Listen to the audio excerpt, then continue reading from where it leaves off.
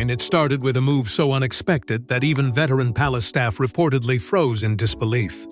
Behind closed doors, Princess Catherine made a request that few believed she would ever make, and even fewer believed would be approved. The request centered on the most sacred private space once occupied by Queen Elizabeth II herself. Within hours, whispers raced through royal corridors, and one person was said to be utterly devastated: Queen Camilla. Before we go deeper into what this really means for the royal family, make sure to subscribe so you don't miss a single update.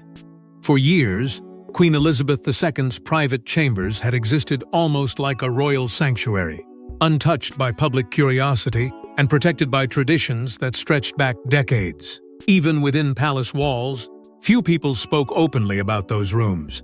They represented more than personal living quarters. They carried memories, authority, and the quiet presence of a monarch whose influence still seemed to linger long after her passing. That was precisely why the sudden emergence of Princess Catherine's name reportedly sent shockwaves through royal circles. According to palace whispers, Catherine had been quietly summoned to a confidential meeting attended by King Charles and several senior household officials. Such gatherings were not unusual on their own, but what followed was. Staff members allegedly noticed an unusual level of secrecy surrounding the discussion. Information was tightly controlled. Conversations abruptly stopped when others approached. Even long-serving aides reportedly found themselves excluded from details. Something significant was unfolding, and everyone could feel it. As speculation intensified, reports began suggesting that the future use of Queen Elizabeth's private chambers had become the central topic of discussion. For many inside the institution, the idea seemed almost impossible to imagine. Conventional wisdom had long suggested that Queen Camilla would continue maintaining a strong connection to spaces associated with the late Queen's legacy. Yet behind the scenes, a different narrative was apparently taking shape. Catherine's growing role within the monarchy had become impossible to ignore. Over the years, she had earned a reputation for patience, discipline, and a deep respect for royal tradition. Those qualities reportedly resonated with senior figures who were increasingly focused on the future stability of the crown. When word quietly spread that Catherine had emerged as the preferred occupant of the chambers, disbelief quickly turned into intense discussion. The reaction was immediate. Palace staff reportedly exchanged concerned glances. Courtiers began debating what the decision truly meant. Some viewed it as a practical arrangement. Others believed it carried a far deeper symbolic message. After all, these were not simply rooms. They were part of Queen Elizabeth's personal world, a space associated with duty, sacrifice, and decades of unwavering service. Long-serving aides allegedly understood the significance better than anyone. To them, granting Catherine access was not merely about residence or convenience. It was about trust. It was about legacy. It was about identifying who would carry forward the values that had defined an era. Meanwhile, rumors continued spreading across royal residences, creating tension that reportedly reached every corner of palace life. Supporters of Catherine viewed the development as recognition of her growing importance, while others quietly questioned what it meant for existing power structures. Yet as whispers transformed into a full-blown royal controversy, one reality became impossible to ignore. The debate was never truly about walls, furniture, or royal privilege. Hidden beneath the surface was a much larger struggle involving influence, symbolism, and the future direction of the monarchy itself. And as more details slowly began emerging from behind palace doors, it became clear that this unexpected decision would force everyone to confront a question they had long avoided. But Catherine's stunning claim to the chambers was not simply about rooms and royal residences.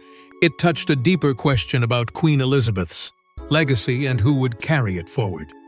For decades, those private chambers remained one of the most closely guarded spaces in royal life. Few entered. Even fewer understood their true significance.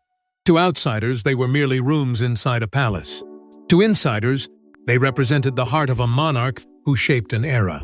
And now that legacy stood at the center of an unexpected battle. The deeper palace insiders looked into the controversy. the more they realized that the growing debate had very little to do with physical space and everything to do with what those rooms represented.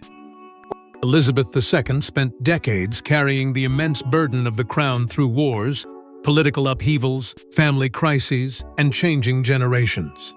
Through triumph and turmoil, her private chambers became more than a place of retreat. They evolved into a symbol of continuity, discipline, and unwavering service.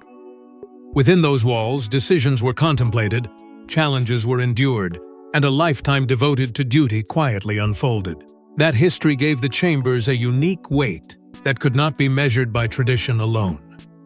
To many long-serving members of the royal household, they embodied the spirit of a monarch whose influence continued to guide the institution long after her passing.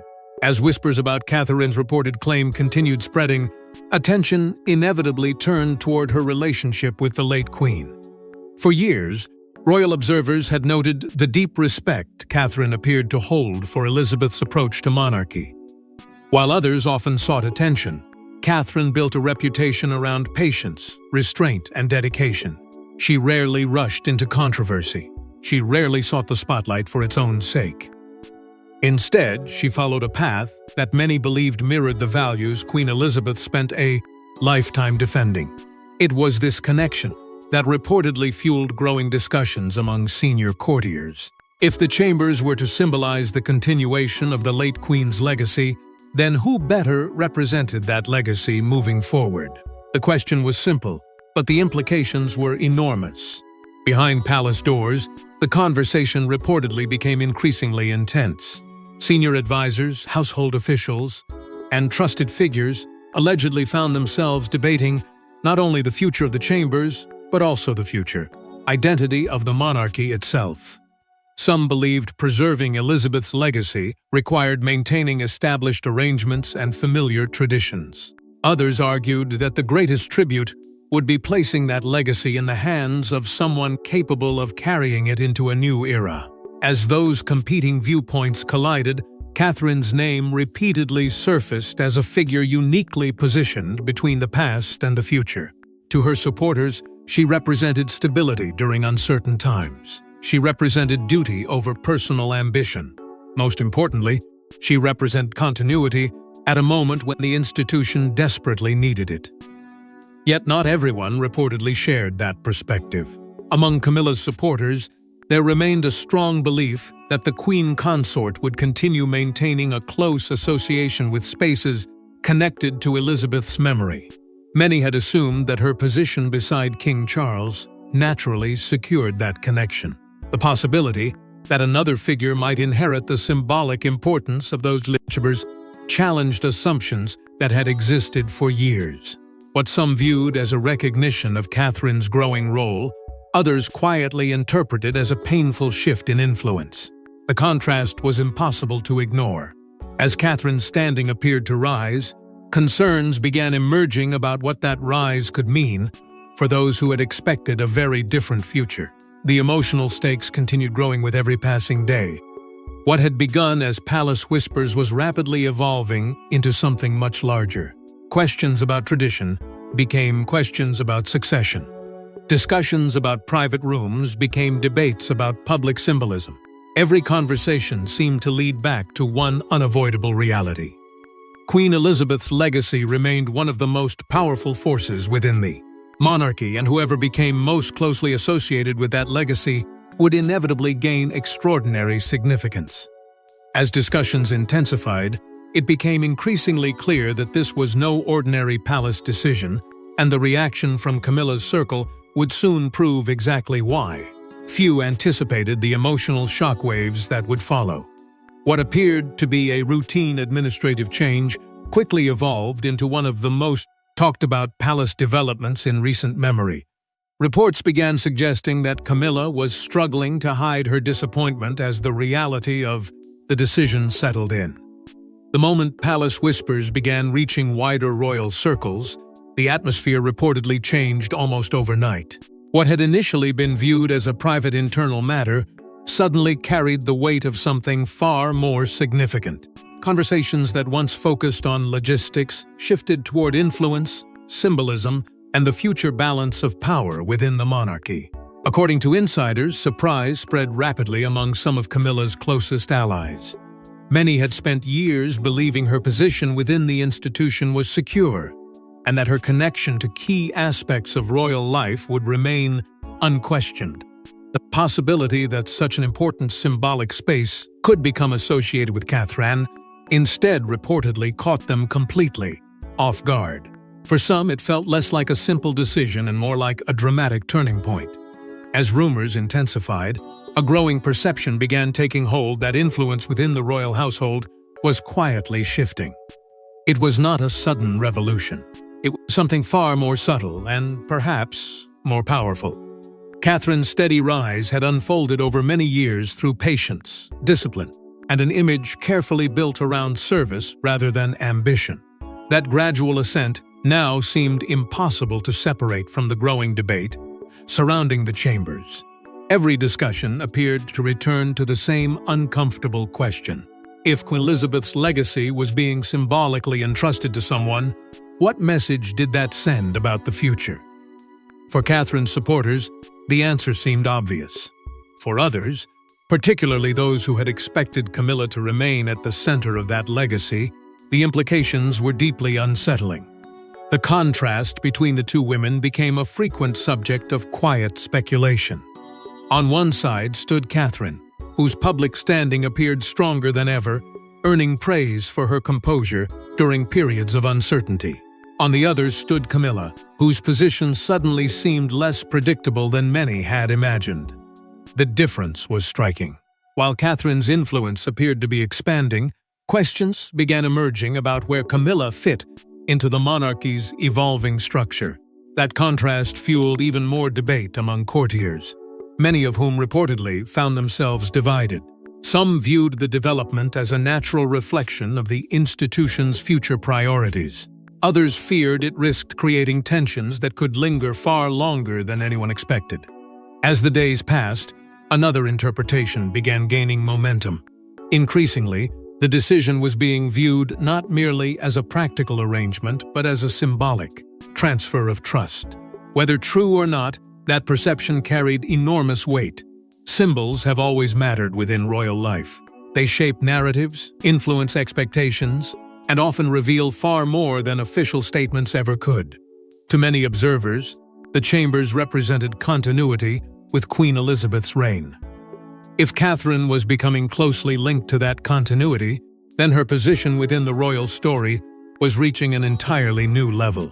The emotional impact of that possibility only intensified the growing controversy. Soon, media speculation exploded. Commentators, royal watchers, and insiders all began offering competing theories about what the development truly meant. Every new rumor seemed to generate three more. Some believed it signaled a carefully managed transition toward the next generation of royal leadership. Others suspected deeper tensions were unfolding behind palace walls. The uncertainty fueled endless discussion, ensuring that what had started as a quiet internal matter became one of the most closely watched royal stories in recent memory. Yet beneath the headlines and speculation, a more important truth remained hidden from public view. Unknown to most observers, another influential figure had allegedly been helping shape events from the shadows long before the controversy ever became public knowledge. Yet the true significance of the decision was only beginning to emerge because another powerful figure had reportedly played a quiet role behind the scenes. Behind every major royal development stands a hidden chain of approvals, conversations, and carefully measured decisions. According to palace whispers, Catherine's claim would never have progressed without one crucial endorsement. And that endorsement may have revealed far more about the monarchy's future than anyone realized. As speculation continued sweeping through royal circles, attention increasingly shifted toward a figure whose influence remained impossible to ignore. While public discussion focused on Catherine and Camilla, insiders reportedly believed the most important role belonged to King Charles himself. Nothing of this magnitude could move forward without his knowledge. Nothing carrying such symbolic weight could unfold without his approval.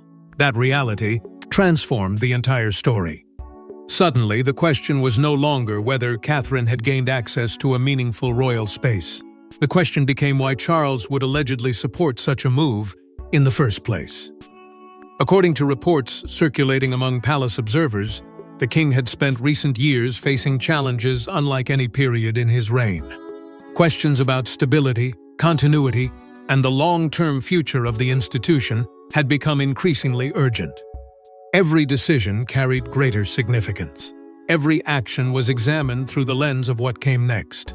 Against that backdrop, some insiders claimed Charles viewed the preservation of public confidence as one of his most important responsibilities. The monarchy had weathered storms before, but maintaining trust during uncertain times required careful planning. It required identifying figures capable of carrying the institution forward when future transitions inevitably arrived. That is where Catherine's name reportedly became impossible to overlook. Over time, she had evolved from a popular royal figure into something far more substantial. Her role was no longer defined solely by public appearances or ceremonial responsibilities.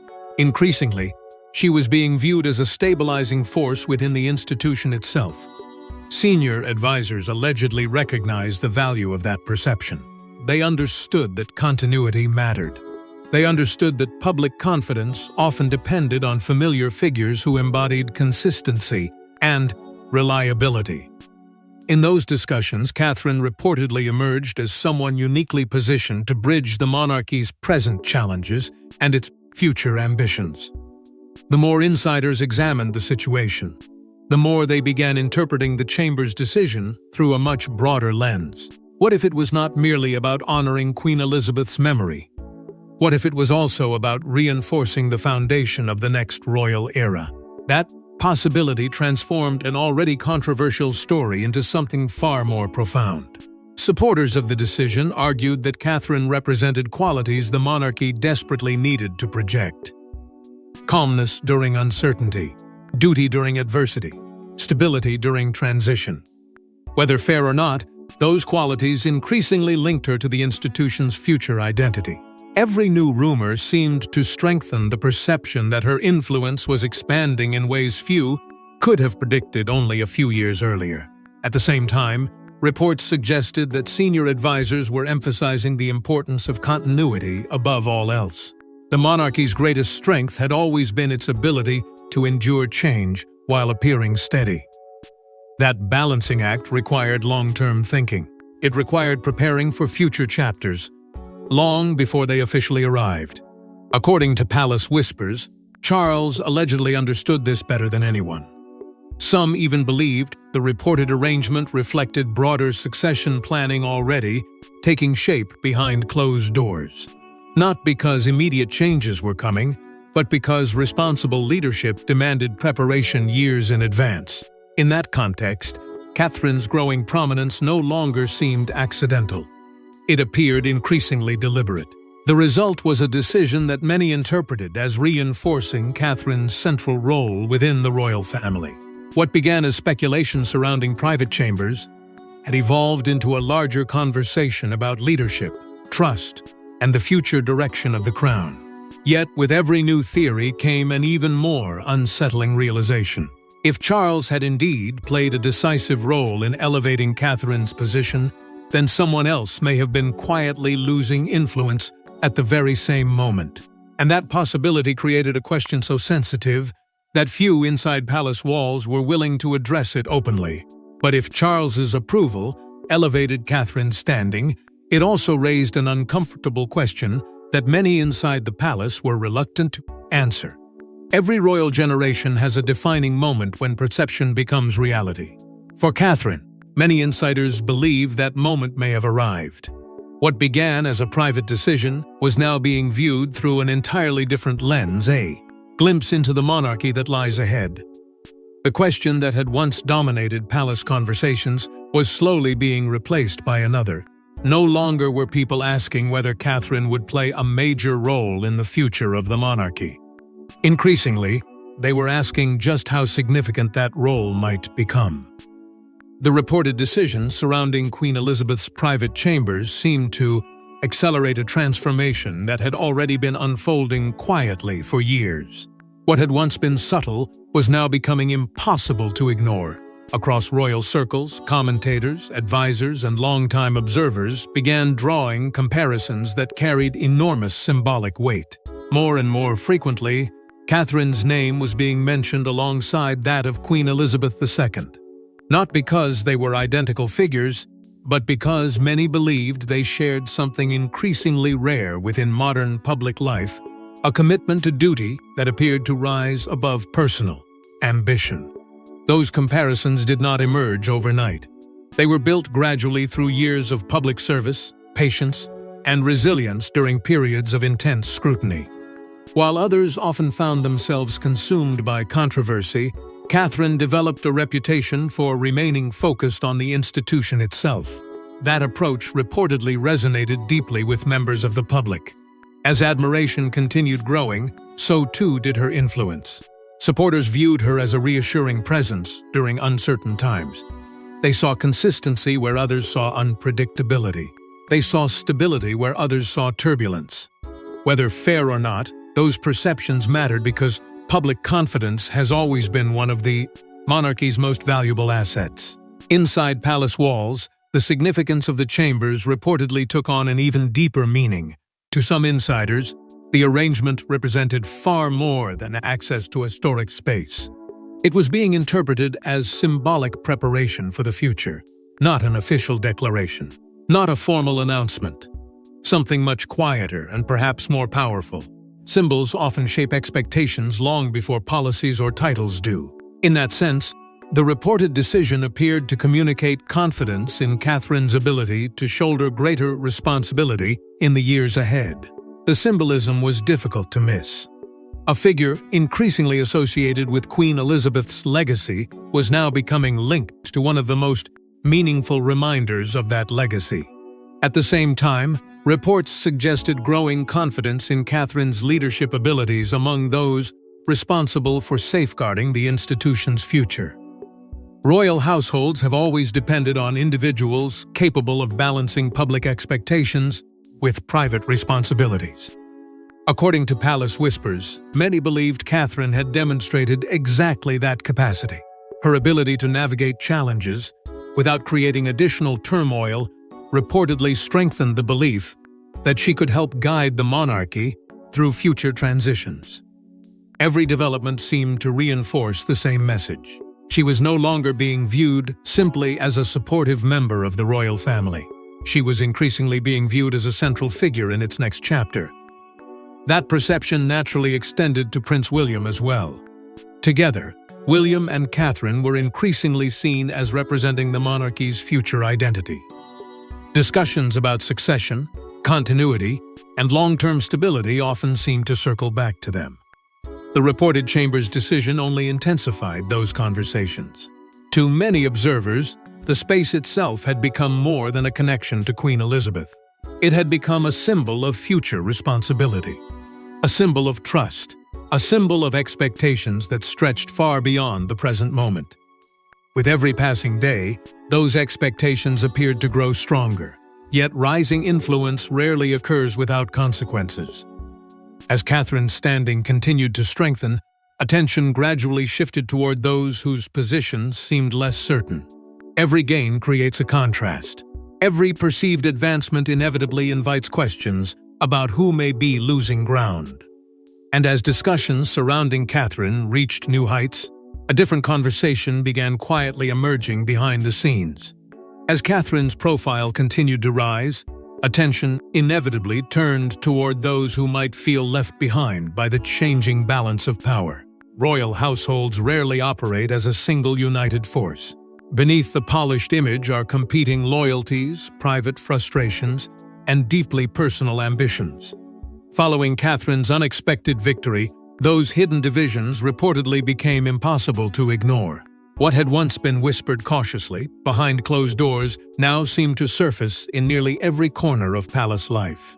The reported decisions surrounding Queen Elizabeth's private chambers had become more than a symbolic milestone. It had become a test of loyalties. As interpretations multiplied, so did the divisions. According to palace insiders, different factions reacted in dramatically different ways. Some viewed the development as a natural and even necessary step towards securing the monarchy's future. Others saw it as evidence that the balance of influence within royal circles was changing more rapidly than expected. The result was an atmosphere filled with uncertainty, where every conversation appeared to carry deeper meaning than the words being spoken. Among Catherine's supporters, there was reportedly a quiet sense of validation. Few celebrated openly. The sensitivity of the situation made that impossible. Yet many allegedly believed the decision reflected years of dedication finally being recognized. They viewed Catherine's growing prominence not as a sudden rise, but as the culmination of a long journey built on patience, resilience, and unwavering commitment. For those individuals, the reported chambers arrangement seemed to confirm what they had believed for years, that Catherine had become one of the institution's most trusted figures. Their confidence in her future role only strengthened as speculation continued to spread. Elsewhere, however, the mood was reportedly very different.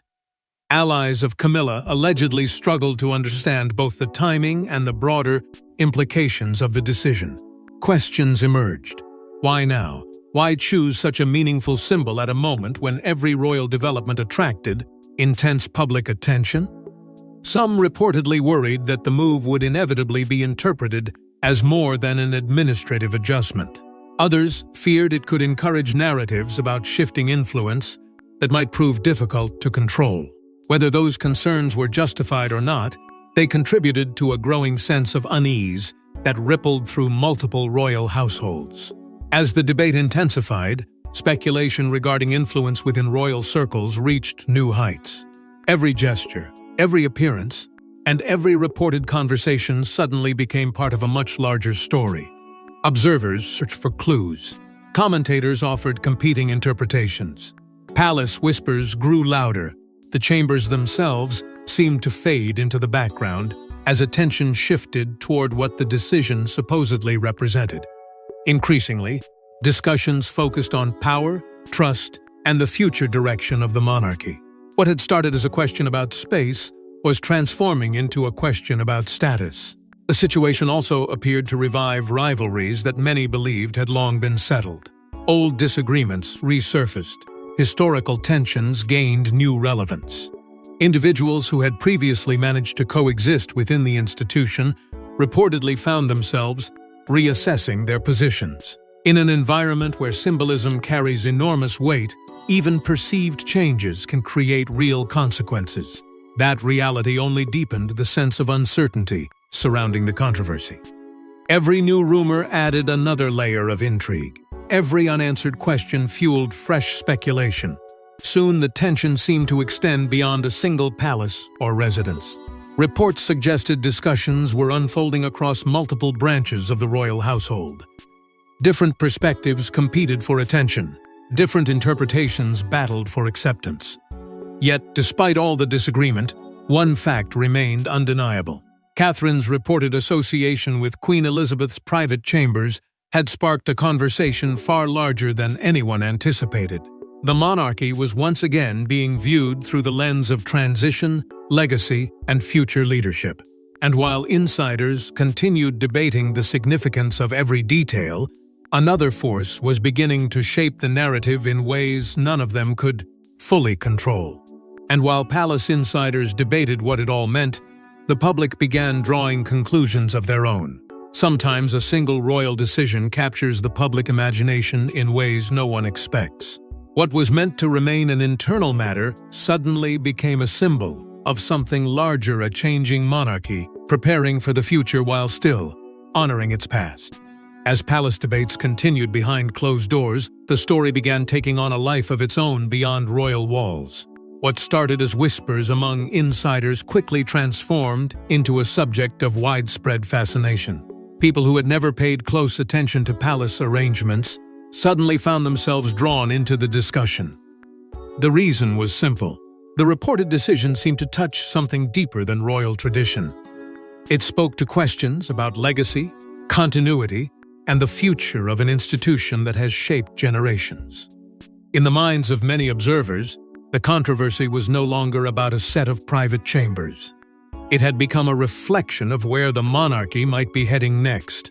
Public interest intensified as more commentators began examining the broader meaning behind the reports. Every new detail fueled fresh discussion. Every rumor generated new theories. Yet, amid all the speculation, one theme repeatedly emerged. Catherine's popularity appeared to be reaching new heights. For years, she had earned admiration through consistency and restraint, but now many people were viewing her through an entirely different lens. She was no longer seen simply as a respected member of the royal family. Increasingly, she was being viewed as someone who embodied the values that many associated with the institution itself. That shift in perception proved remarkably powerful. As the conversation expanded, comparisons between Catherine and Queen Elizabeth grew stronger than ever. Some observers pointed to their shared sense of duty. Others focused on their ability to remain composed during periods of intense public scrutiny. While no two royal figures are ever truly alike, the parallels became impossible to ignore. Those comparisons carried enormous emotional weight because Queen Elizabeth's legacy remained deeply respected by millions. The more Catherine became associated with that legacy, the more significant her role appeared to become. For supporters, the connection felt reassuring. It suggested continuity at a time when uncertainty seemed to surround so many aspects of modern royal life. Analysts and royal commentators soon began describing the reported chamber's decision as highly symbolic. They argued that symbols often communicate what official statements cannot. Titles can be granted, positions can change, but symbolism shapes how people understand those changes. According to this interpretation, the chambers represented far more than history. They represented trust, responsibility, continuity. By becoming linked to that symbolism, Catherine appeared to strengthen her connection to the monarchy's future in the public imagination. Whether intentional or not, the reported arrangement seemed to send a message that resonated far beyond palace corridors. That message inevitably reignited discussions about succession and continuity. Conversations increasingly focused on the next generation and what role they would play in shaping the crown's future identity. More and more, those discussions centered on William and Catherine. Together, they were frequently portrayed as the bridge between the monarchy's historic foundations and its future evolution. Every development appeared to reinforce that perception. Every headline seemed to push the narrative further in the same direction. Gradually, the future of the monarchy became increasingly linked to them in the minds of many observers. Yet even as public fascination reached extraordinary levels, one lingering uncertainty refused to disappear. For all the theories, assumptions, and interpretations, there remained a critical piece of the puzzle that no one could fully explain. Hidden beneath the growing excitement was a question capable of changing the entire meaning of the story. A question that continued to echo through palace corridors, media discussions, and royal circles alike. But before the dust could settle, one final question remained unanswered, a question that could determine how this story is remembered for years to come. In the end, this story was never really about a set of rooms. It was about legacy, it was about trust, and it was about who would be entrusted with carrying forward the spirit of one of the most respected monarchs in modern history. The answer, according to palace whispers, may now be clearer than ever. When the controversy first emerged, many assumed it would be remembered as another brief palace dispute destined to fade beneath the endless cycle of royal headlines. But as the story unfolded, something much deeper revealed itself. The chambers at the center of the debate were never merely part of a historic residence. They carried decades of memory, sacrifice, and responsibility. They represented the private world of Queen Elizabeth II, a monarch whose influence shaped not only her family, but an entire era. That is why the reported decision resonated so strongly. It touched a nerve connected to the monarchy's very identity. People were not debating rooms. They were debating what those rooms symbolized and who would ultimately become their guardian. Throughout the controversy, one theme continued to emerge above all others. Catherine's growing role within the monarchy appeared impossible to separate from the future of the institution itself. What began as whispers about a symbolic arrangement gradually evolved into a broader conversation about leadership, continuity, and trust. With every passing stage of the story, Catherine seemed to move closer to the center of that conversation. Supporters viewed her rise as the result of years of dedication and steady commitment. Critics questioned the implications. Yet, regardless of perspective, few could deny that her position within the royal narrative had changed. The reported Chambers decision became one more chapter in a transformation that many believed was already underway.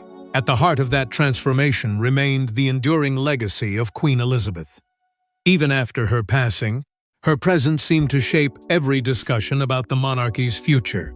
Her values, her example, and her approach to duty continued influencing decisions in ways both visible and invisible. That legacy remained the benchmark against which future generations would inevitably be measured. For many observers, the significance of the Chambers stemmed from that reality.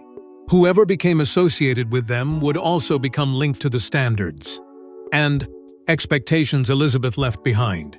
It was a powerful inheritance. It was also an enormous responsibility. For Camilla, however, the reported developments seemed to represent a far more complicated reality.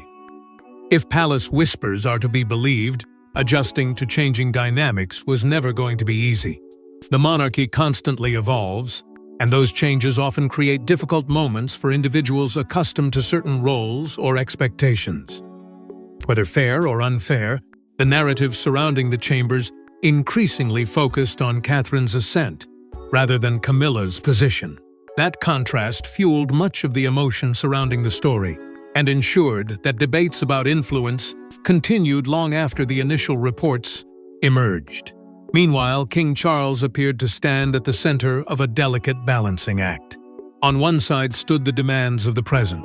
On the other stood the needs of the future.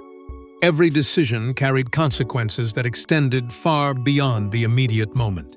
According to palace observers, that challenge may explain why the reported arrangement attracted so much attention.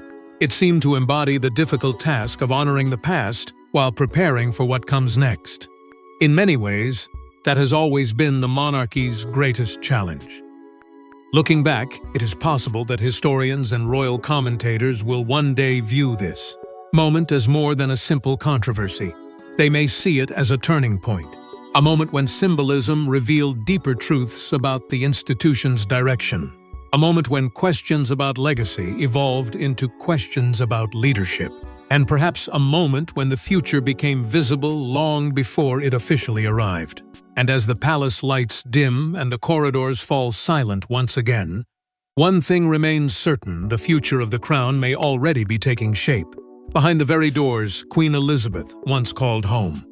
Thanks for watching. Please don't forget to like and subscribe, and we will see you in next one.